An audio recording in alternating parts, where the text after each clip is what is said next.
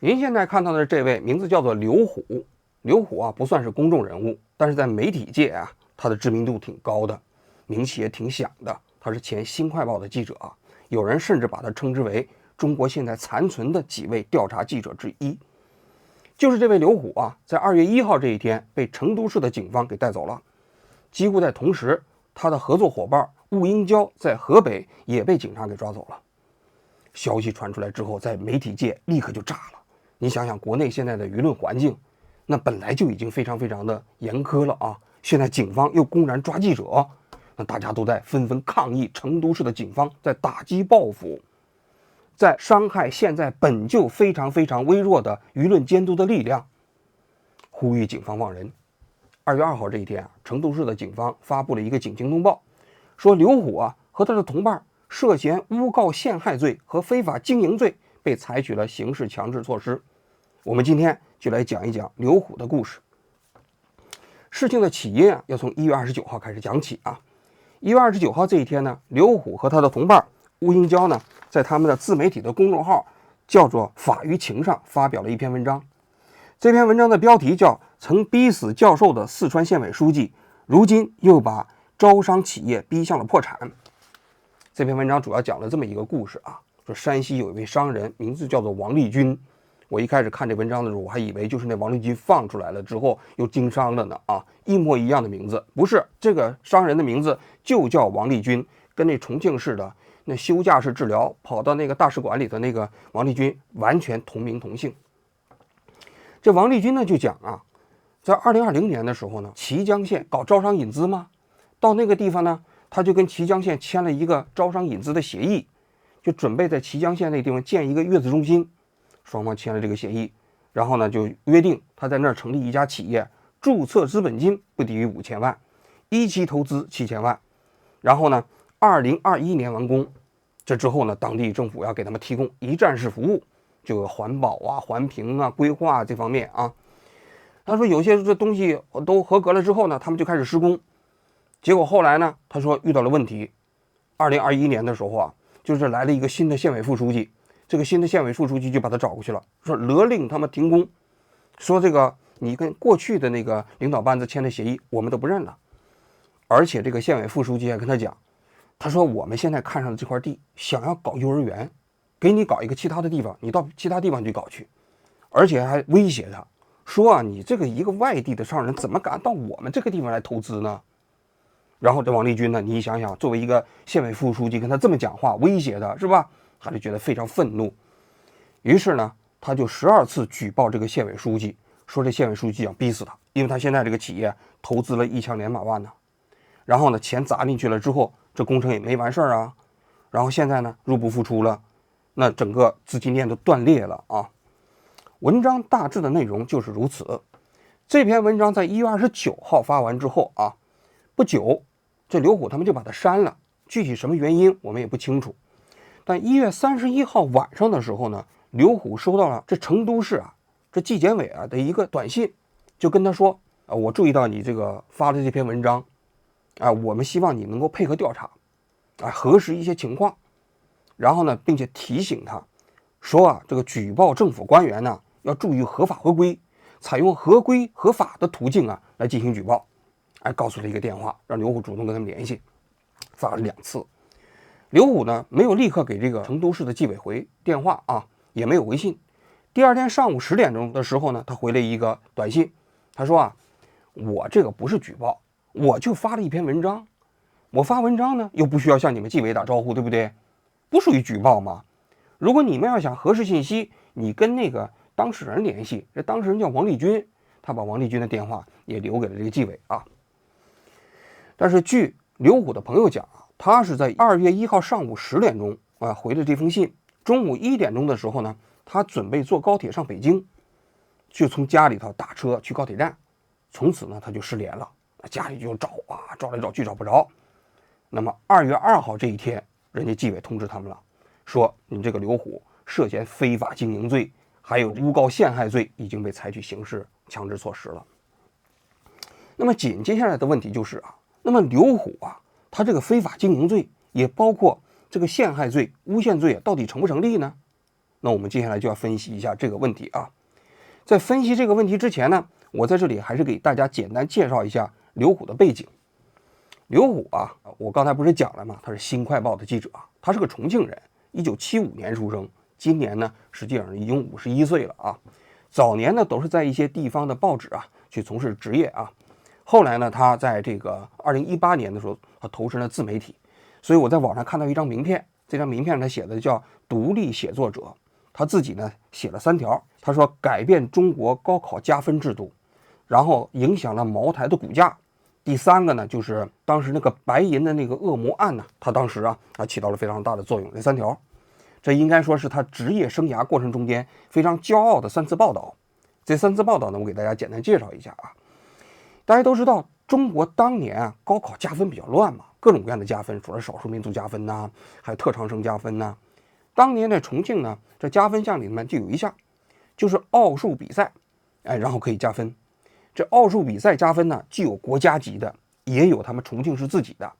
你要搞一级一级的奥数比赛嘛，就导致了中国的中小学生天天上那种奥数班。大家都知道啊，这奥数班呢，然后你参加比赛啊，省里头可以获奖啊，然后国家级可以获奖啊，然后高考通通都可以加分。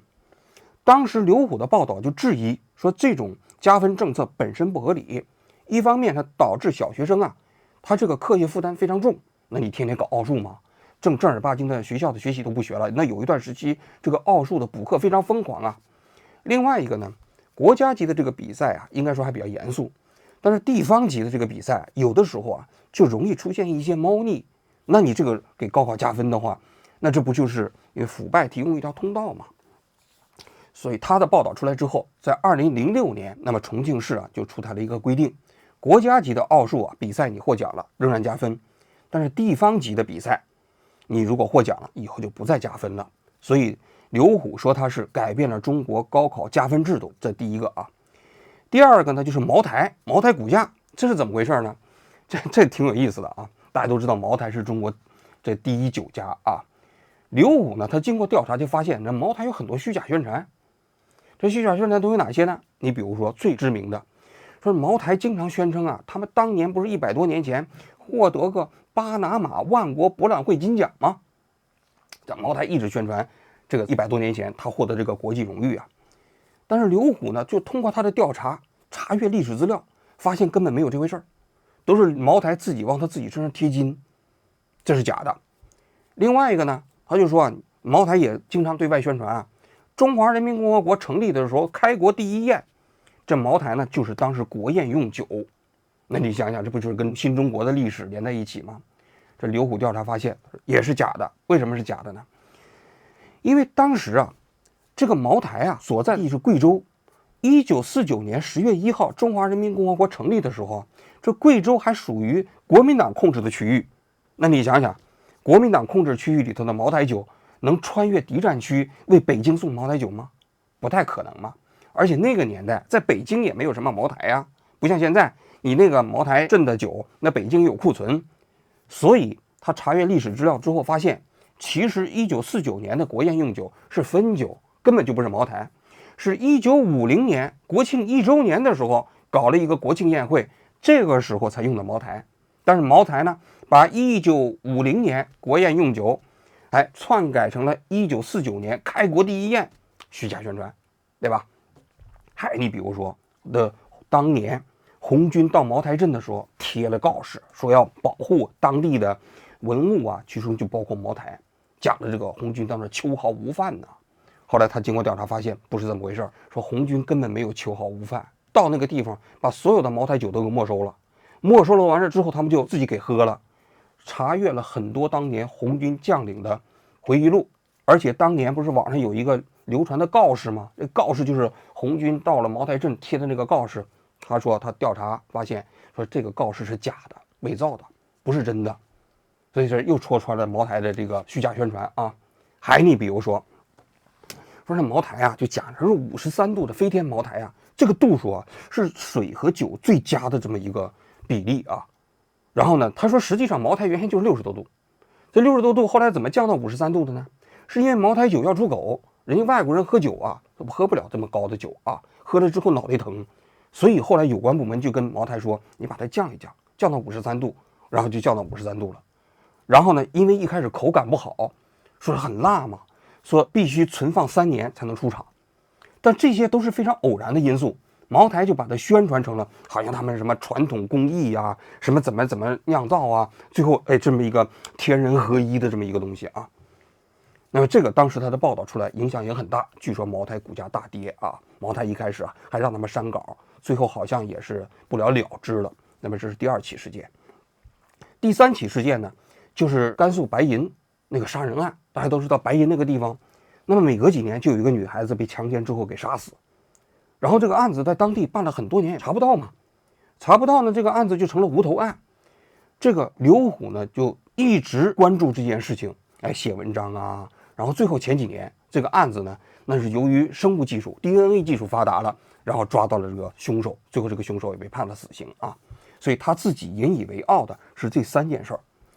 但是实际上刘虎真正出圈呢，是因为2013年啊，他曾经被北京的警察给抓起来过，被关押了346天。当时是怎么回事呢？因为那个时候微博比较盛行啊，这刘虎呢在新浪微博也有一个账号，就叫记者刘虎。记者刘虎他就经常发一些举报信息。他当年发的什么信息呢？说陕西省的公安厅厅长姓韩，说那会所的领导就透露啊，说这个公安厅长在会所那地方接受别人的性贿赂，那这指控非常严重啊。然后他实名举报这个国家工商局的副局长，有当年重庆市的副市长啊，然后还包括其他的这个公安厅的厅长啊，好几个，一共30多条微博。结果呢，他发了这些微博之后呢，突然有一天，北京市公安局就把他给抓起来了。抓起来之后就带到了北京，什么罪名呢？说他诽谤罪。说他诽谤罪吧，这件事情呢也有点奇怪，因为咱们国家这个诽谤罪啊是个自诉案件嘛，结果呢这个公安机关就直接把它当做公诉案件来办了啊。公诉案件办理诽谤罪只有一个条件，就是你必须是危害公共秩序了，产生非常严重的后果啊。那这个实际上有点牵强嘛，所以这个案子办了2个月，检察院就不批捕，就退回公安机关，要求补充侦查。当时北京市公安局也挺横啊，你让我补充侦查，那我就补充啊。补充完之后，由1项罪名变成了3项罪名，诽谤罪还继续保留，同时呢又增加了寻衅滋事和敲诈勒索。这个案子当时在全国影响非常大，全国很多媒体人都在关注这件事情，然后呢大家都在声援刘虎。当时还有一个背景，新快报还有一个记者叫陈永洲吧，当时被警察抓起来了。当时新快报不是发了一个帖子嘛，就说放人，然后请再放人。结果后来没想到查到了陈永洲好像收了对方50万，结果搞得非常被动。所以当时媒体都在声援就是这个刘虎的时候啊，后来刘虎在里面也坚决不认罪啊。这个案子延宕了将近1年的时间，北京的这个周泽给他当辩护律师啊，最后以这个证据不足、事实不清为理由呢，就没有起诉，就把刘虎给放出来了。刘虎这个人也挺刚啊，放出来之后呢，他就要求国家赔偿啊。他说你把我关了300多天，对不对？那你最后没有起诉我，那你得赔偿啊。当时检察院就提醒他，你要是坚持赔偿的话，有可能有问题。为什么呢？因为现在是无罪不起诉，那有可能会改变呢。那刘虎当时不以为然，结果后来果然由这个无罪不起诉给他改成了微罪不起诉，也就是说你不是没有问题，我们现在只是说认为你问题不大，不起诉你了啊。所以你看刘虎这个人呢，确确实实当年的记者中间是属于比较硬刚的一个角色啊。我当时的一些媒体同行还说，刘虎那次之所以能够逃过公安机关对他的围猎，一个很重要的原因，当时他是比较干净，干净是对自己最好的保护嘛啊。那么刘虎啊，从这个看守所里出来之后呢，他又辗转到了湖北那个地方当了一段时期的记者。2018年之后呢，他就走上了自媒体之路，据说过得也比较艰难啊，就是匿名给一些报纸啊、报社啊写一些稿件呐等等啊。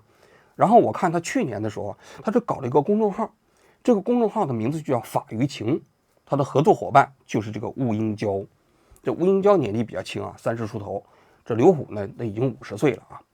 我这2天我看了一下这个法舆情的这个内容啊，这个内容里头大多数都是一些跟司法诉讼有关的这些案例，然后呢标题起的也比较耸动啊，然后就比如说这个维权呐、那个什么有问题啊等等啊，发的频率也挺高的，一个月就是发了10几篇，就大概就是这么一个内容啊。那么其实他这次发的这个逼死教师的县委书记，这次又把招商企业啊也要逼破产，就是发在这个公众号法舆情上，今年的1月29号。那么接下来我们来分析一下啊，就是这次成都警方啊把这个刘虎抓起来，这2项罪名啊到底成立不成立啊？一个呢就叫诬告陷害罪，一个呢叫非法经营罪。我个人觉得啊，我看完这个整个这个信息之后，我觉得这2项罪名啊都比较牵强。首先你看这个诬告陷害罪啊，诬告陷害罪啊，在我们国家，那你想它怎么规定的啊？就是你明知是虚假信息，然后呢向司法机关或者有关部门举报，想让对方承担刑事责任，你才构成诬告罪，还必须有严重的后果嘛。这个诬告罪为什么说它的这个定罪标准非常高呢？大家都知道啊，我们国家的宪法里头第41条就规定啊，每一个公民都有批评国家公职人员的权利啊，监督国家公职人的权利啊。那怎么批评怎么监督啊？就是举报嘛。所以举报权实际上是一个宪法权利，但是我们作为普通公民，又不是办案机构，你举报一件事情的时候，你想想，你这个信息能够完全都是真的吗？100%准确吗？不太现实吧。如果你要求举报过程中间100%准确的话，那我估计没人敢举报了。说你只要是举报不实一点，我就抓你，说你是诬告，那谁还敢举报啊？对吧？所以其实举报失实不能被认为这是诬告，诬告就只有这么几个条件：明知虚假信息，其次就是试图让对方想要承担刑事责任。那我们看这个刘虎啊，刘虎这件事情，就算是他这篇文章失实，就假如说他这篇文章失实的话啊，他明知这个信息失实的可能性，这我不知道有多大啊，但我个人觉得啊，这种可能性也不是特别大，因为李虎他本身是一个职业记者出身，他对这个职业的要求，他应该是心里有底线的。如果明明知道这个信息是假的，他还往上发，那就很严重了啊。但是在中国的这个法律体系下，这个明知其实有一个规定，就是你真的知道了，或者是你应该知道，你应该知道的话，你假装不知道，或者你其实很容易就知道，你故意你不去问，那么这个也属于明知。那么问题这里头啊，力图想让对方获得刑事责任，就像李虎啊，他本身呢，他也没去举报啊，他只是发了一篇文章啊，所以这里可能就是涉及到那个举报人王立军了，就是那个山西商人。那个山西商人呢，他不是已经举报了12次吗？他举报的对象应该就是纪委，那就是目的啊，就希望能够启动刑事程序嘛。因为纪委和公安局这个都是有可能启动刑事程序的，所以王立军他如果举报事实是有可能是诬告的。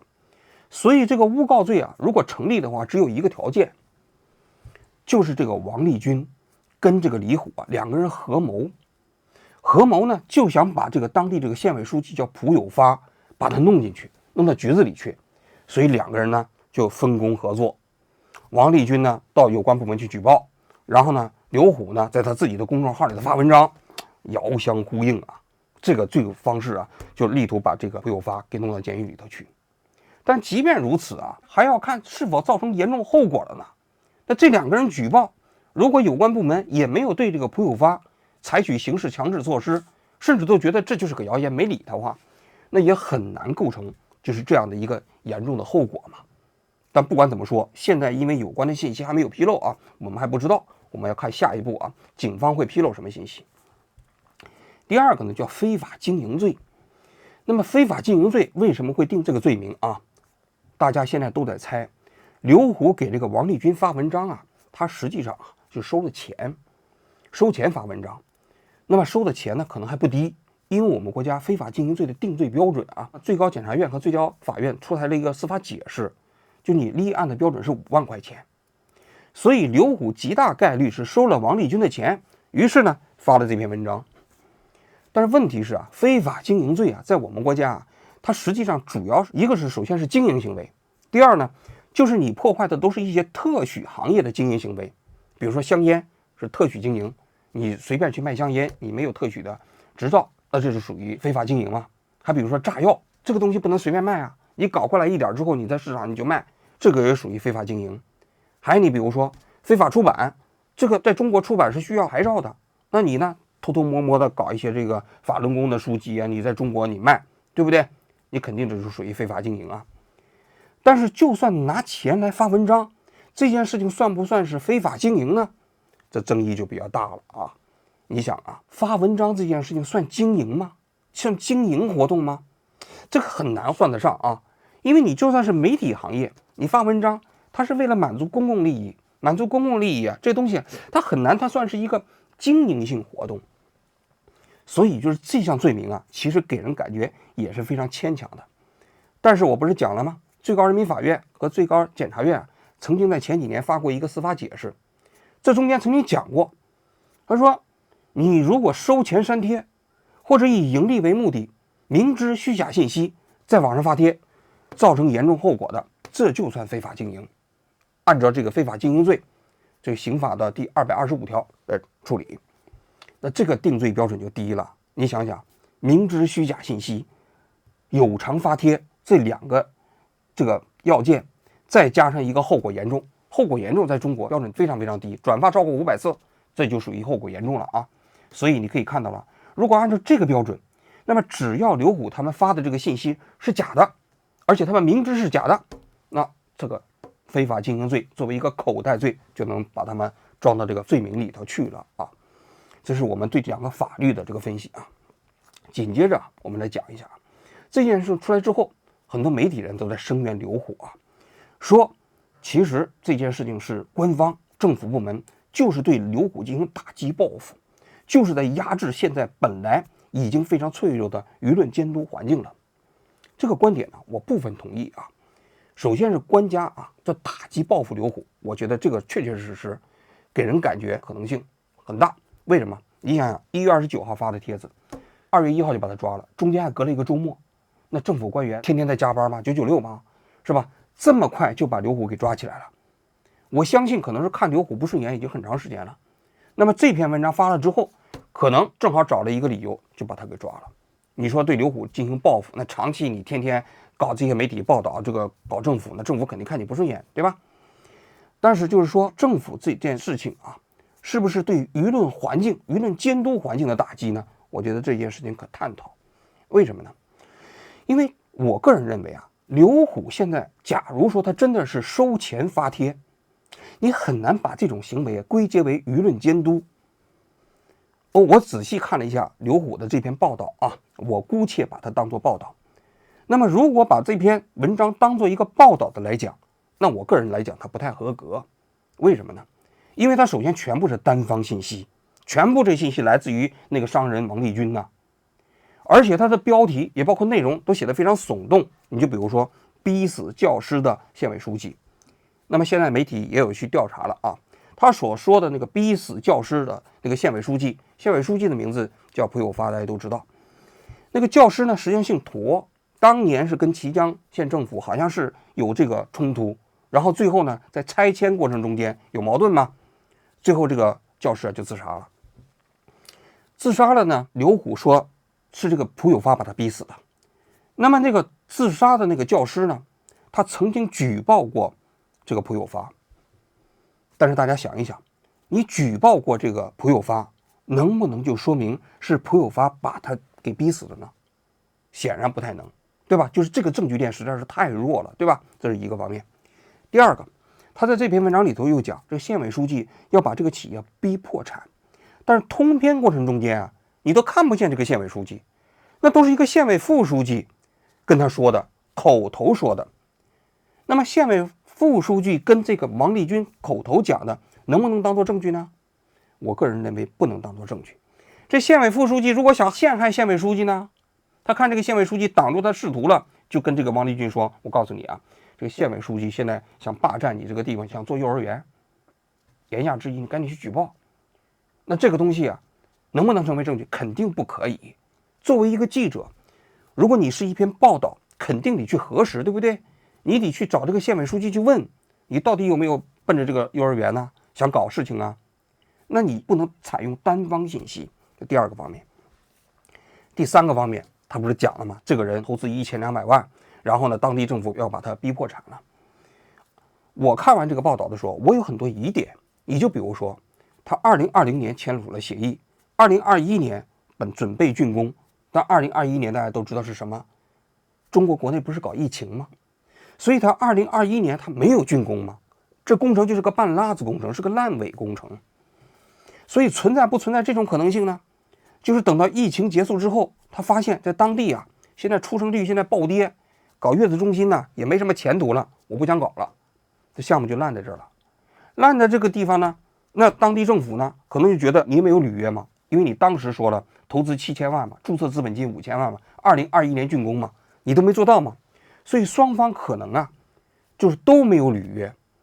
那么在这个过程中间，你能不能把它归结为县委书记逼死投资人呢？很难吧？至少我看完这篇报道来讲，我觉得这个证据链非常弱。所以我个人觉得，刘虎现在他假如说他真的是收钱发帖的话，这件事情不能算是报道，充其量它只能算是一个公关。因为媒体来讲其实是没有权利啊争取那种收钱发帖的这个权利，收钱来发文章这个权利，在中国不可以，其实在世界上大多数国家也不可以。你知道美国的话不犯法也违反道德，违反职业道德嘛。你说我收了钱，我专门攻击对方，然后还搞虚假信息，对吧？在中国可能就犯法。所以刘虎这件事情在我看来要辩护的话啊，应该辩护的不是媒体权利，辩护的是言论自由的权利。作为一个普通公民，我就是收了一个人的钱，然后呢我替这个人在网上维权，可不可以？这里的核心应该大家关注的是刘虎他们说的这个信息是不是真的。那么紧随其后，政府部门如果认为刘虎说的这些信息不真实啊，或者说那个县委书记蒲有发如果认为刘虎他们说的信息不真实，那蒲有发完全可以以诽谤罪来起诉刘虎嘛，那刑事自诉嘛，在中国实际上有救济途径。那么政府部门直接用公权力把刘虎抓起来，其实这件事情是相当不妥的。在我看来啊，这是我要讲的这一个方面。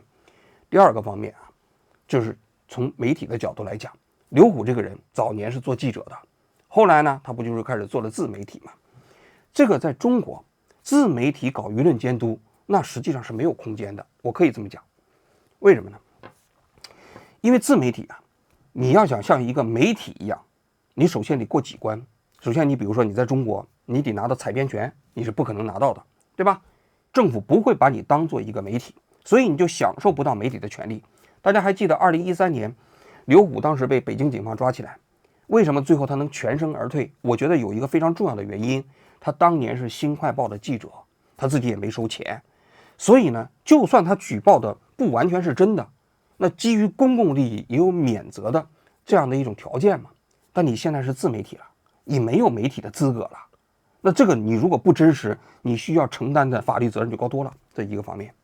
第二个方面，传统的媒体盈利模式都是我拿广告费经营，然后记者做采编的时候是分离的，然后记者跟当事人之间没有利害关系，我就必须秉持着媒体的专业主义来做报道。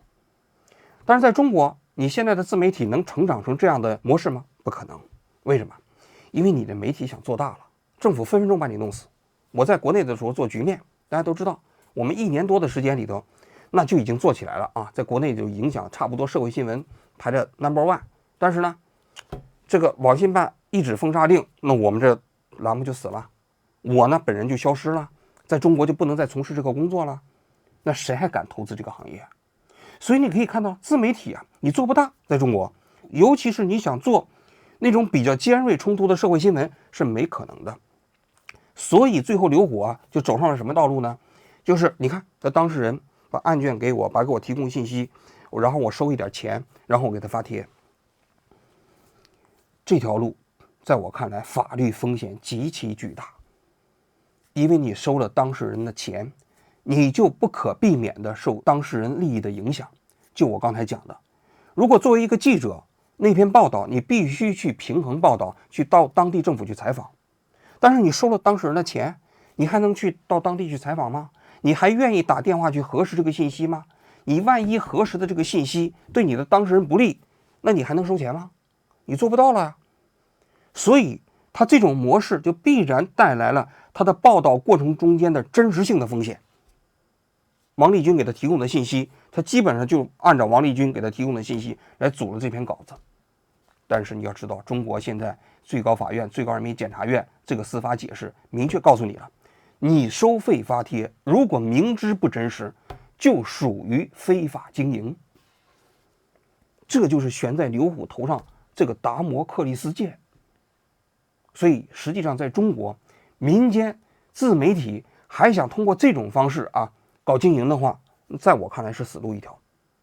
你可以搞夸赞的，你比如说你茅台给你钱，给你50万让你写夸赞，茅台就是在那个巴拿马万国博览会里头拿了金奖了，不光在那儿拿了，秦朝的时候就拿了，秦朝的时候就拿了一个巴拿马万国博览会的金奖，没人管你，对吧？但是如果你要是以批评为目标的话，那这个法律风险，人家对方只要一举报，你很可能你就犯法了。这第二个方面。第三个方面，其实在中国你可以看一下，共产党不把自媒体当作媒体，但他呢又把这个自媒体按照媒体去要求。中国又没有新闻法，如果有新闻立法的话，我们就知道哪些行为能做，哪些行为不能做，自媒体应该怎么管理。但是你可以看到了吗？这自媒体就是一个完全的灰色江湖。那么这个灰色江湖所带来的结果是，有关部门想要收拾哪个看不顺眼的人，可能相对来说就比较容易和方便。表面上看，这是刘虎一个人的事情，从大的历史背景上来看，确实也凸显了整个中国新闻从业人员，也包括就是这么一个自媒体江湖今天在中国历史进程中间的一个图景吧。好了，我今天就讲到这里，谢谢各位。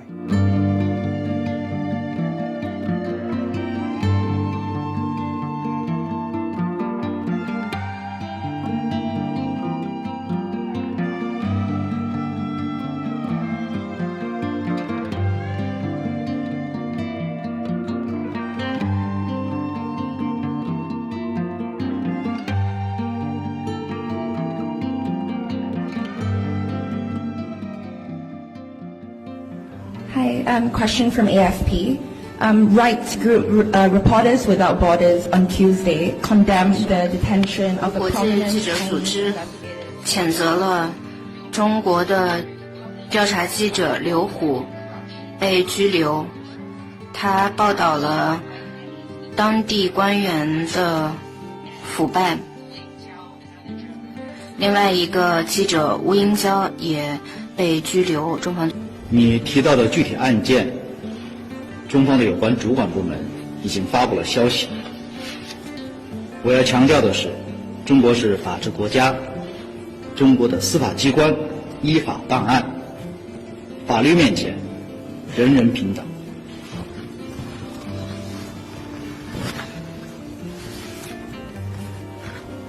下一个问题。